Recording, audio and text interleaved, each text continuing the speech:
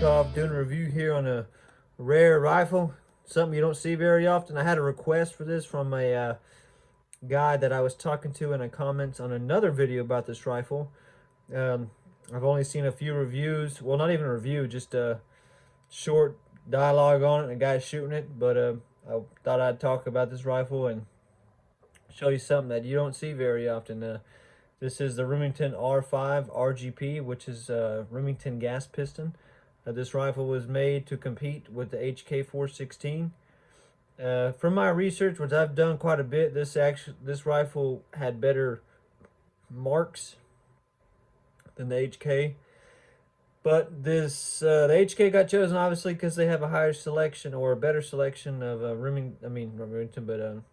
military firearms. But anyways, this is the Remington R5 RGP. I guess back to front here.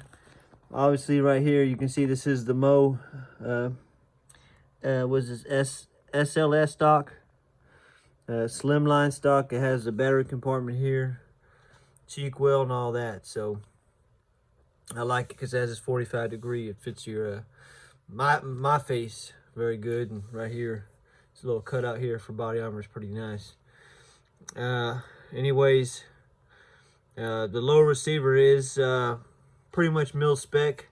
This rifle is made by Remington Defense, by the way, not just Remington in general. This is manufactured by Remington Defense, and it came with a Geisley trigger right here. The upper receiver, if you can tell, which you don't really see it too much no more, but this is a monolithic upper receiver. As you can see, it's one solid piece, not two. The bolt carrier group looks pretty unusual. As you can see, it's one vent port as opposed to two. They did that just for any blowback coming out of the barrel, since this barrel does not, since this piston system does not have any gas venting from the piston itself, all the residual pressure comes back down the barrel. So this is just a little vent off in the bolt carrier group. Came with backup iron sights, Magpul, just your standard Mo sights, pretty good standard sights. Up here, obviously, I put this optic on, this Aimpoint T1. Got the ADM mount here.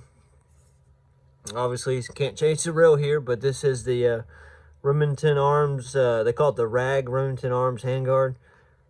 This was kind of the heyday before M-LOK and key mod, which is similar to the LVOA rifle or Lavoa.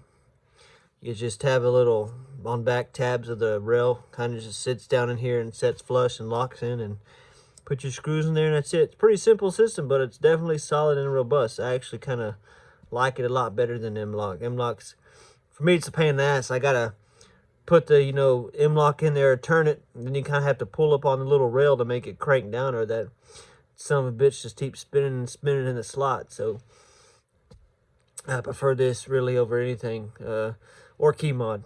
But anyways, this is the RAG handguard. See QD slots here. We have right here, this is for a wire channel. See if I can get a little closer here. Oh, dropped you guys. Doing this with a cell phone, so don't hate me for it.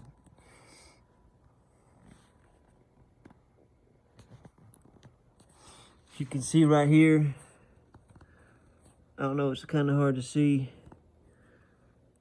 You can see the screws right here where this barrel's held in. See if I can get a better picture of it. But yeah, you need like a spherical hex head to get them damn things out of here. That's not rust, by the way, that's just fucking grease.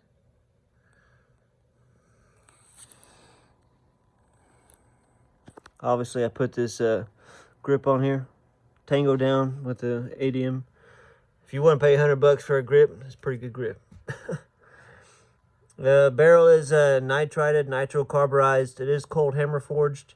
We have an AAC 51 tooth flash hider up front. The piston system right here. Like I said, this is a ventless system.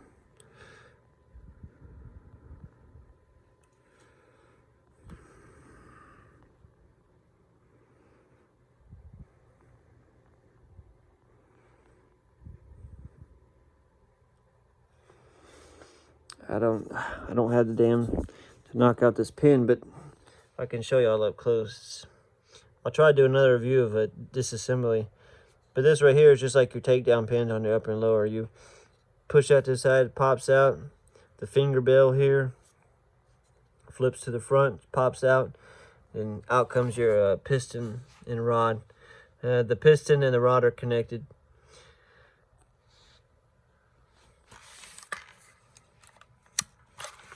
See if I can get a good little...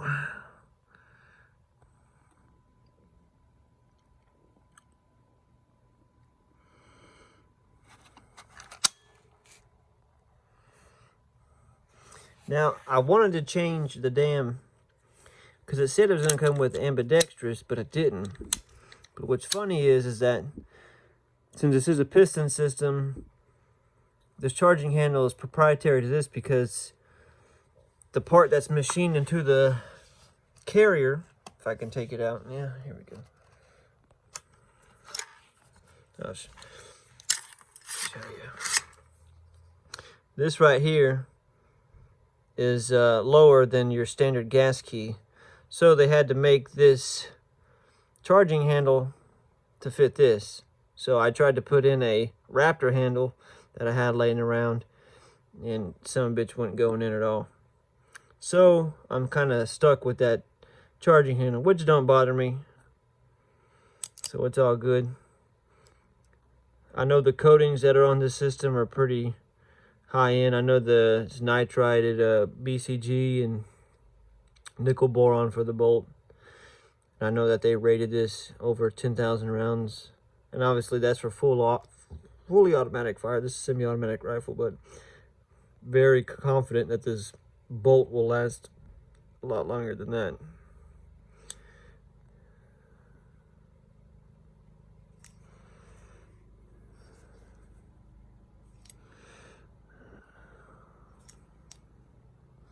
You can see here in the back how it's tapered off.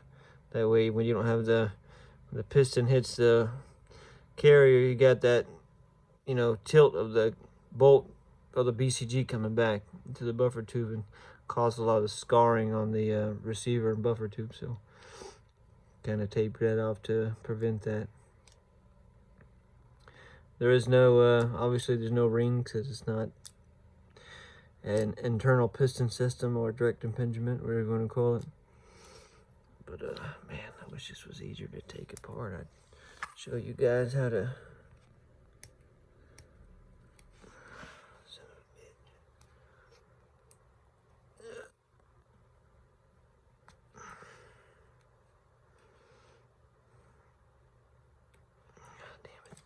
Anyways, I'll do a video on the takedown. This make it a little more easier. But the bolt here is pretty cool looking. Got a lot of cutouts here in the back. Solid piece. I guess it just so that carbon has somewhere to go, and it'll chew it up pretty quick. You don't gotta worry about it getting caught and jammed up in there.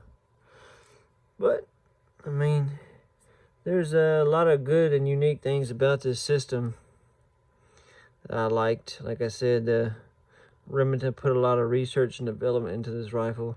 Just never went anywhere because, like I said, H&K won all the contracts and just never really kicked off. But you know, I think this is a really good rifle in my opinion. I mean, I've done a lot of research on it. It seemed to be a pretty solid piece of equipment here.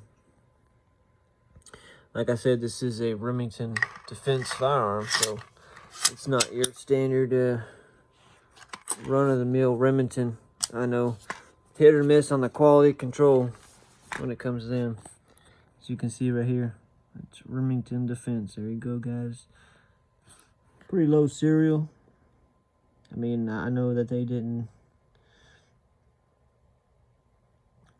release a lot of these, you know, they weren't big sellers. I mean, I got it for half the price. But originally when these came out, these things were, you know, I think close to $4,000 for this rifle. So it's, you know, to a wonder why the damn thing is so just not heard of. It just kind of, nobody was buying them. Nobody wanted to pay that. I mean, I'm pretty sure you can get a damn semiotic HK 416, which was what, MR 556 for cheaper than almost $4 grand. So, but I mean, the work that went into this rifle, I think, is pretty nice. I mean, some pretty beefy ass freaking gas block here. I mean, them are some heavy duty freaking pins right there.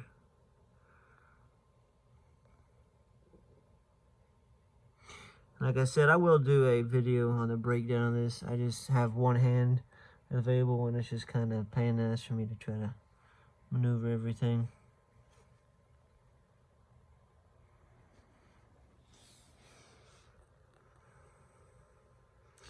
But, I mean, like I said, this is the Remington R5 RGP.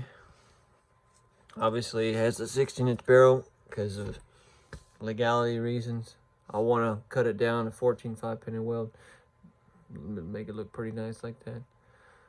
But it's a short review just of the rifle itself, guys. I know there's not a lot of them on YouTube.